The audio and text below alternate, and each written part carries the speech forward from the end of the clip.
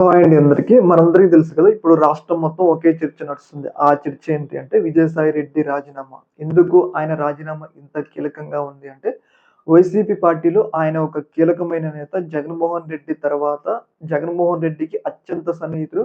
వైఎస్ఆర్ ఫ్యామిలీలో అత్యంత సన్నిహితుడు. చాలా లాయల్‌గా ప్రదర్శించే వ్యక్తి విజయసాయి రెడ్డి.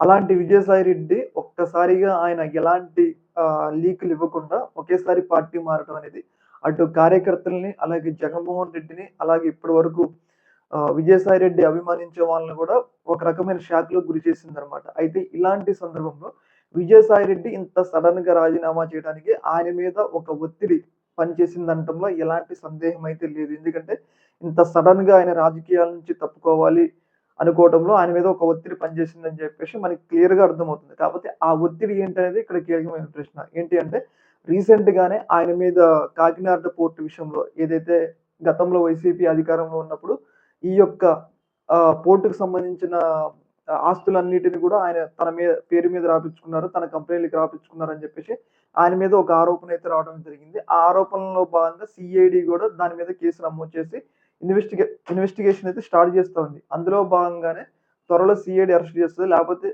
అరెస్ట్ చేయడానికి అవకాశం ఉంటది.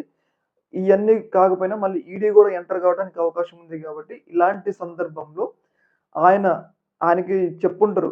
నువ్వు గనక అదే పార్టీలో ఉంటే నీ అరెస్ట్ పక్కా అని జెప్పుంటరు. అందుకోసమే ఆయన రాజీనామా చేస్తుండు అని జెప్పేసి మనకైతే అర్థమవుతా ఉంది. ఏదేమైనా గాని ఈ యొక్క కాకినాడ పోర్ట్ విషయానికి సంబంధించి ఈడీ ఎంటర్ అవుతది. త్వరలో సీఐడీ గూడా ఎంటర్ అవుతది. ఆయన అదే పార్టీలో కొనసాగితే మళ్ళీ జైలుకెళ్ళటానికి 60 సంవత్సరాల వయసులో మళ్ళీ ఆయన జైలుకి వెళ్ళటానికి అవకాశం ఉంటది కాబట్టి, ఈ అరెస్ట్‌లను తప్పించుకోవడానికి ఆయన పార్టీ మారారు అని జెప్పేసి ఒక వాదన అయితే బలపడతా ఉంది మరి. ఈ యొక్క ఇష్యూ మీద మీ యొక్క అభిప్రాయం తెలియజేయండి. ఓకే మరి.